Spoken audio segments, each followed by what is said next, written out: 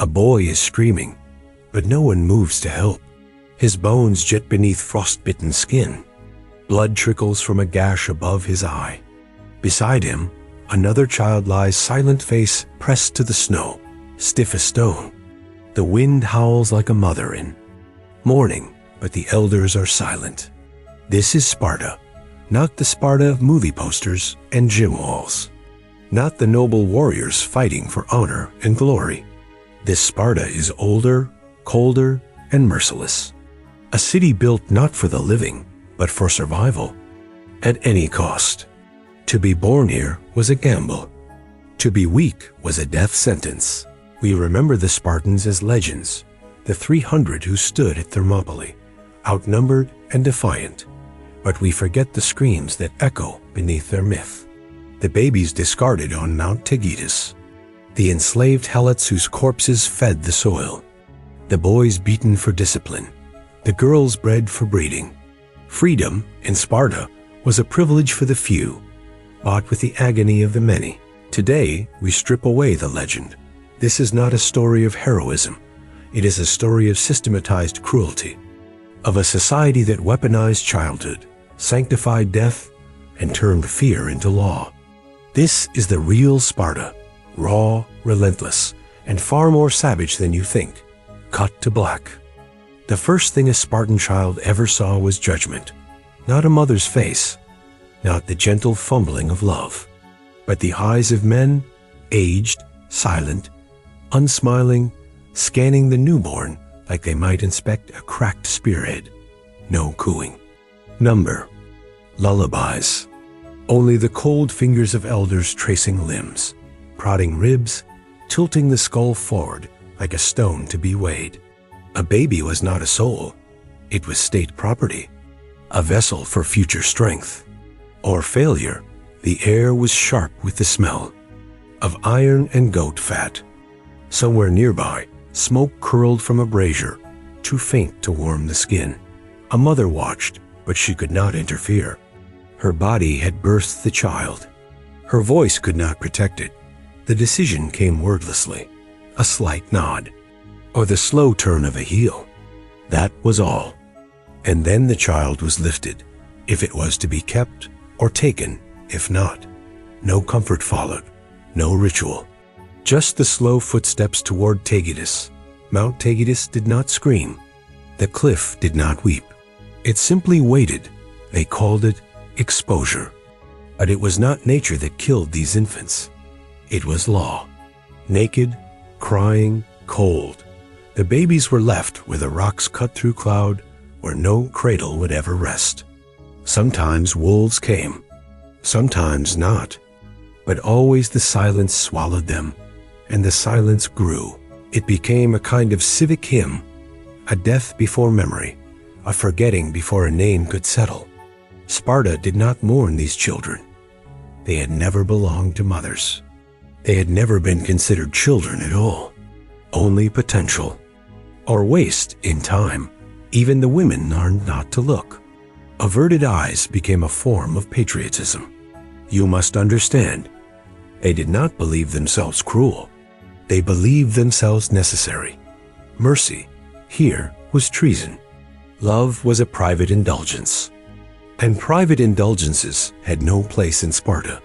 Every tear withheld was a nail in the city's foundation. They were building something permanent, they believed, and permanence demanded blood.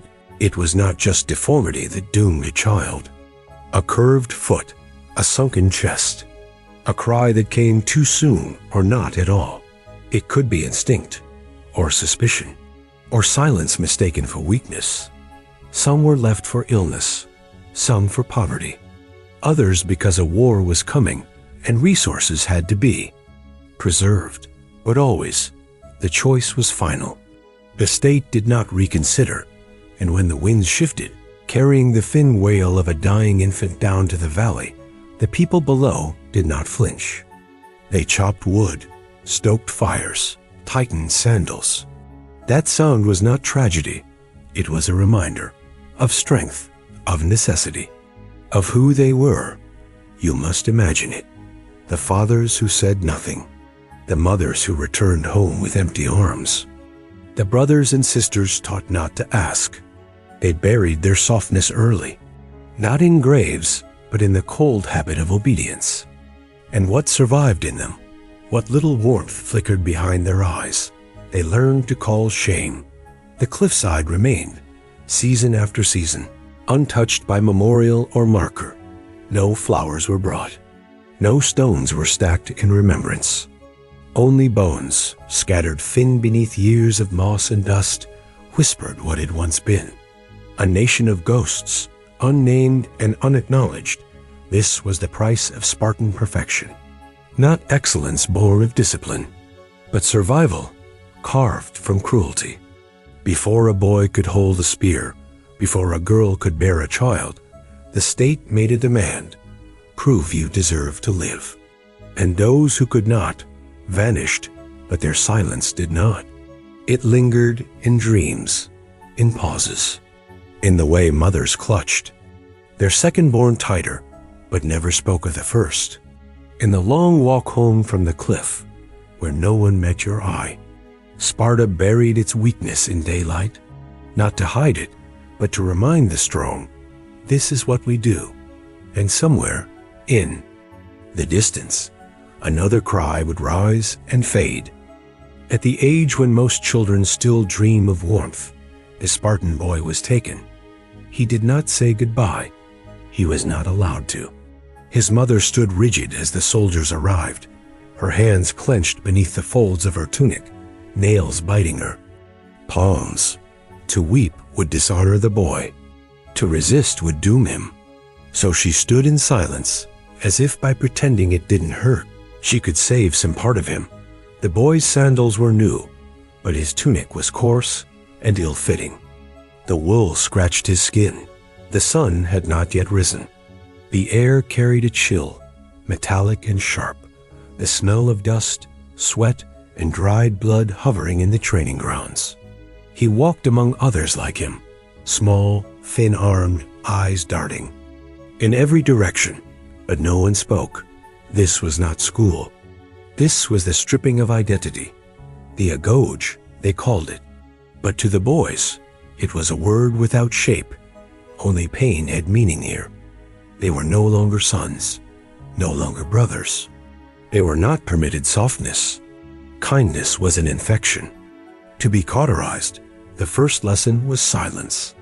The second, hunger. Meals were sparse, cold, deliberately insufficient.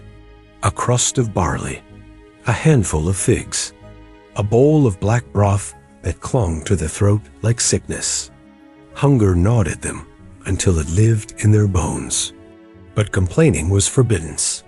Weakness was betrayal, so they stole.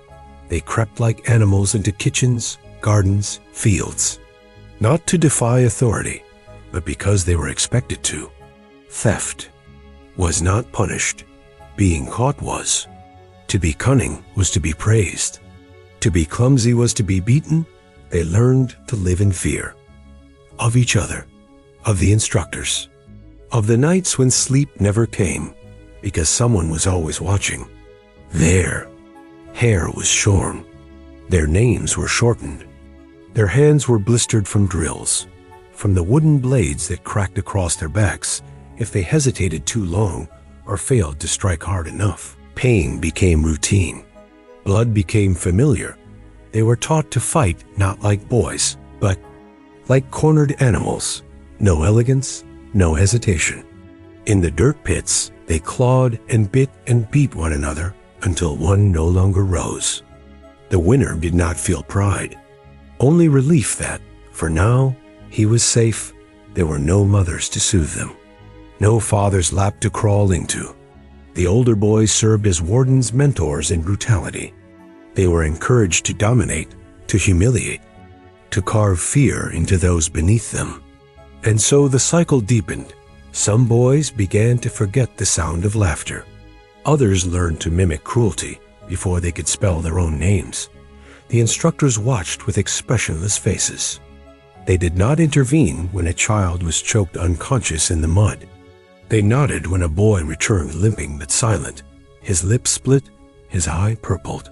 Suffering was not an accident, it was instruction. Every bruise was a lesson. Every scar a certificate, sleep offered no escape. At night, they lay on reed mats soaked in sweat, trembling beneath thin woolen cloaks. Dreams became battlegrounds of shame and longing. The ones who cried in their sleep awoke to fists. The ones who didn't died a little slower.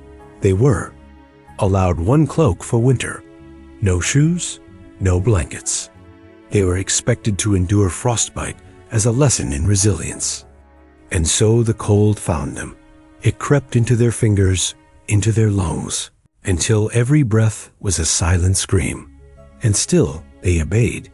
There were no rewards, no celebrations, no moments of gentleness to puncture the void. Only the faint hope that one day they might be called Spartan. And for that title, they bled. What no one told them was this: the agoge did not create strength, it manufactured silence. It built men who could not speak of what was done to them, boys who grew into fathers who would one day deliver their own, sons to the same machine. When one of them broke, when a child collapsed mid-drill or froze before a blow, he was not mourned. His body was carried away. His name was not spoken again. His absence became part of the design, and the others learned, wordlessly, what was expected. You do not flinch. You do not cry. You do not hesitate.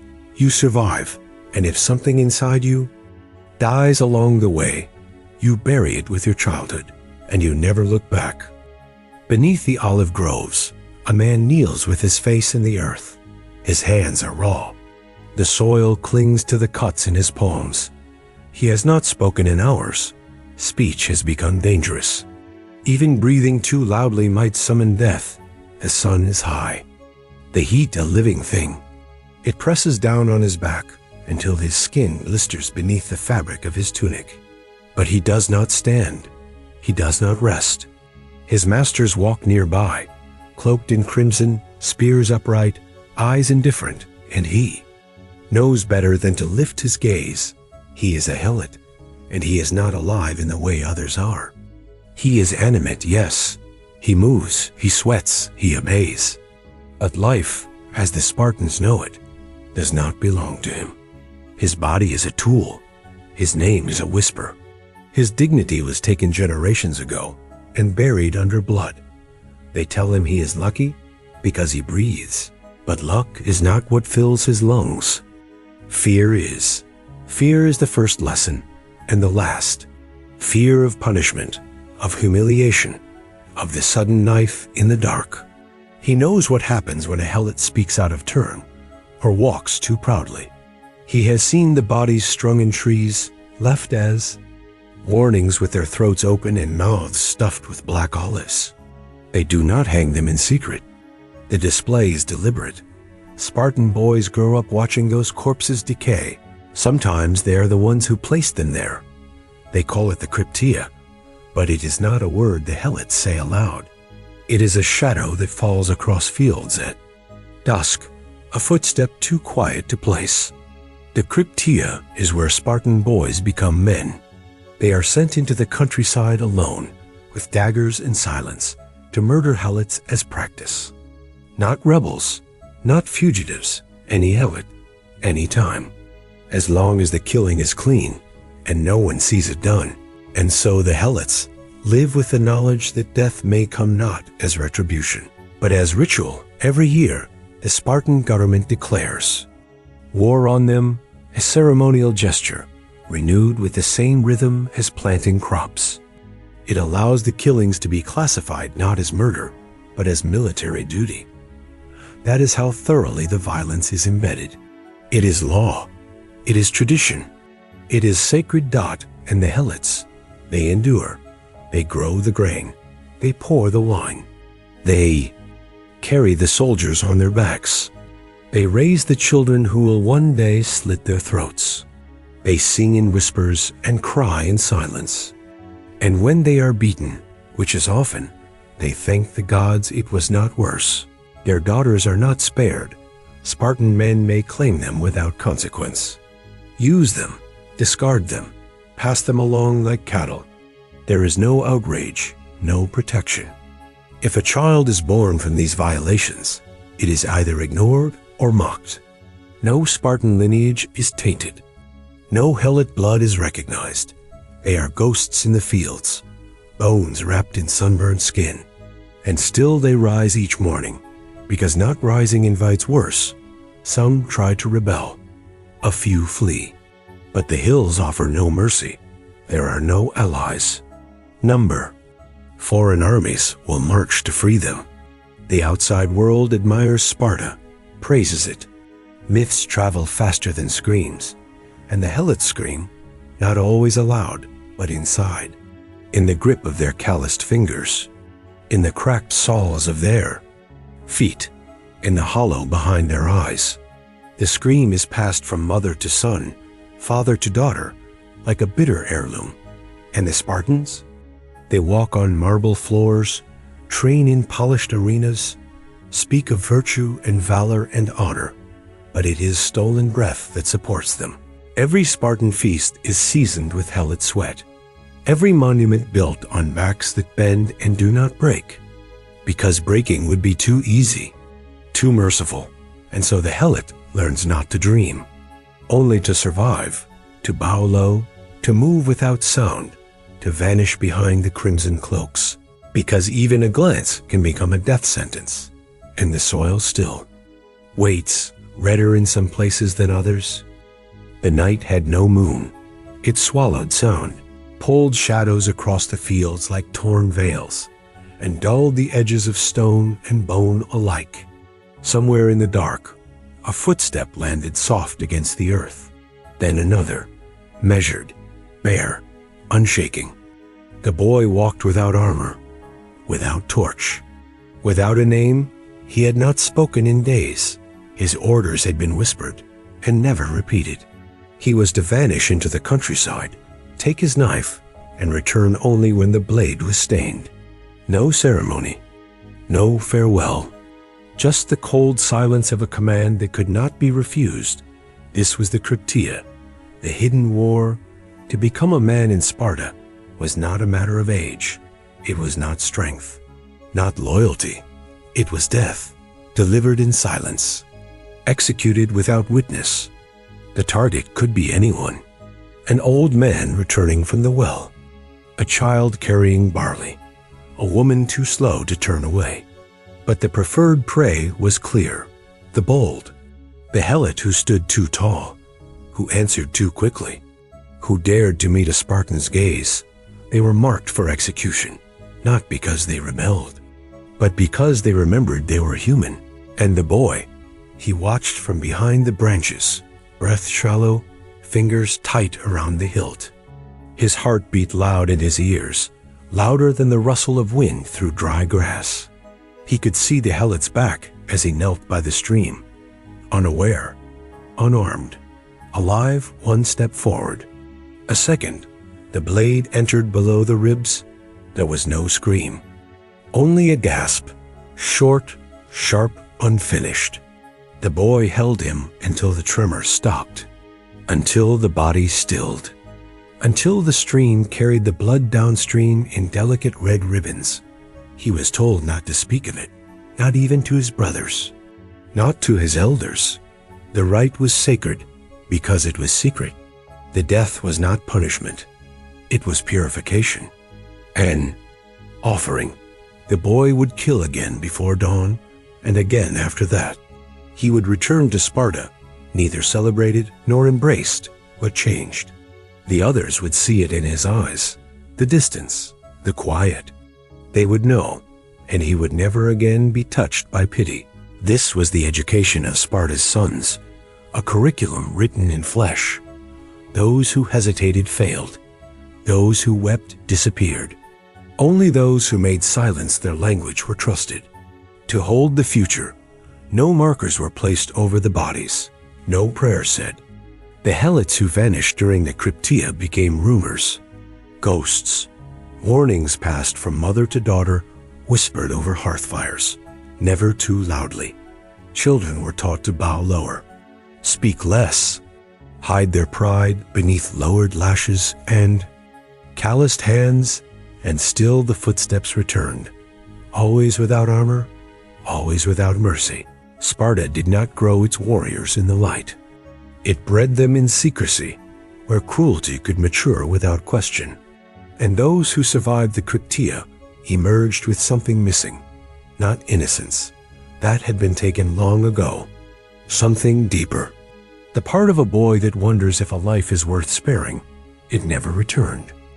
The girl ran through the fields before dawn, breath misting in the cold air. Her legs ached, muscles raw from drills that had no end, no praise, no reward. Dust clung to the sweat on her calves. Her tunic was thin, her feet bare. She was 12. She was powerful, and she belonged to no one, not her mother, not herself. Only the state. In Sparta, girls were not hidden behind veils or locked behind doors. They were not taught submission. They were not asked to be meek. They were forged. Like iron, not to be adorned, but to be used. They were trained to run, to wrestle, to hurl javelins farther than boys in other lands could dream. Not for glory, not for play, but to grow the bones that would one day shape a stronger son. Strength was not a gift here. It was a mandate. She was praised for her thighs, not her voice. For the curve of her hip, not the content of her mind.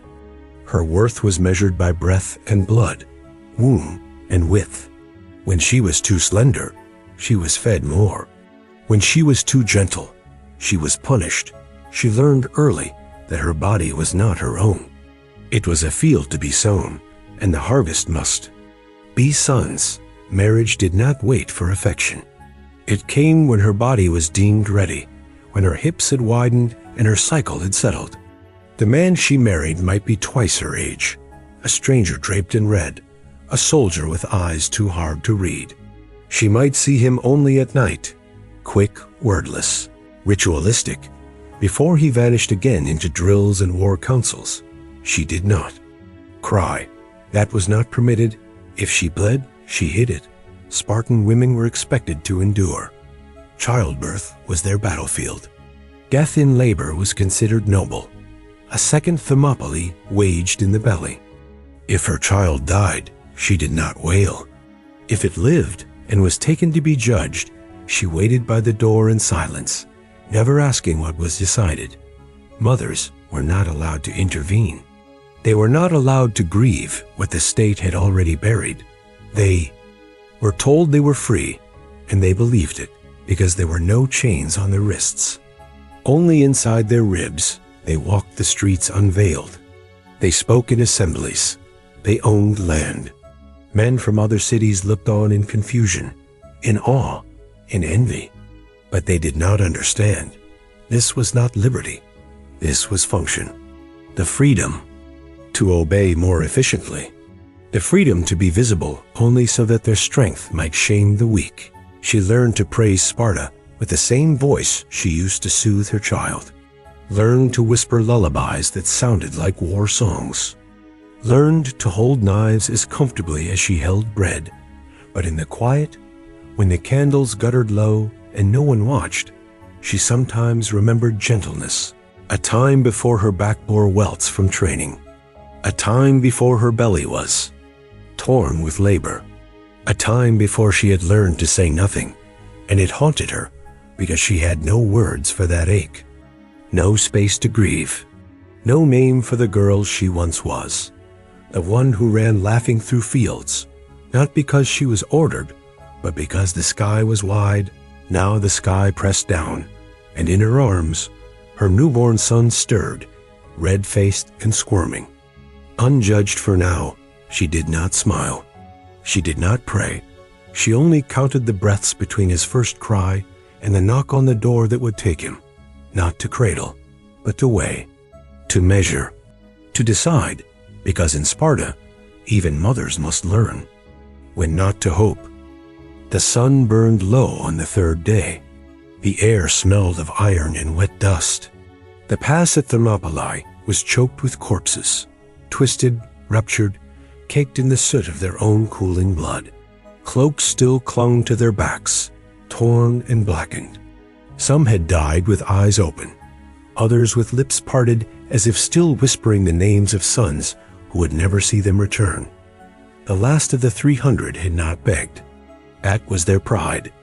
But pride does not shield a throat from the Persian blade. Their deaths became legend, but legend does not bury the dead. In Sparta, the mourning was forbidden. No wails, no black cloth, no songs. The women were watched for signs of weakness. A tear meant shame. A cry meant cowardice. Even the mothers who had lost 2, 3 sons, even they were expected to walk the agora with their chins high, backs straight, as if nothing had been taken. And for those left behind, something else was lost. The Helots, conscripted without armor, had walked behind the Spartans, beasts of burden tasked with carrying weapons, boiling grain, hauling the wounded. They were not remembered. Their names were not carved in stone. They did not die with honor. They died unseen. And when their bodies were never returned, there were no graves to tend, just silence. In the fields, fewer hands now tilled the earth. Crops wilted. Mothers dug into dirt that had no softness. Boys too young to hold spears now sharpened tools in their father's absence. Girls walked the roads with buckets heavier than their arms could bear. The cost of Thermopylae was not just death. It was erosion of households, of voices, of futures. The tale that reached Sparta came gilded, a tale of courage, sacrifice, eternal fame. The ephors spoke of it in glowing terms. Poets carved it into wax. Foreigners would one day revere it. But those who remained felt only the space where footsteps used to echo at dawn, felt the weight of spoons set out for meals that would never again be shared, felt the shiver in the night when the wind resembled a long-forgotten voice. They whispered names they weren't allowed to mourn, and the glory that Sparta claimed began to taste of rust. Even among the boys in training, there was unease. They were told to idolize the 300, but none could ask why so many had been sent to die for so little. They recited tales of honor while scrubbing dried blood from shields that no longer had owners. And the women, left with only the bitter knowledge that their sons had marched to a death predetermined, folded their grief into hard corners. If they wept, they did it in secret, behind walls, beneath firs, into the same soil where infant bones still slept. The legend grew, but those who had loved them did not grow with it. They remained older, quieter, angrier, and the Helots, whose backs had carried this war, now carried its aftermath. The extra fields, the extra mouths, the memory of men whose lives were gambled like game pieces. Thermopylae became a monument, but not for the broken, not for the forgotten, not for the ones who waited in silence while the fires burned in another land, only to learn that silence had replaced the men who once called them family. They were told it was victory, but it didn't feel like winning. And glory, when it finally arrived, had no warmth.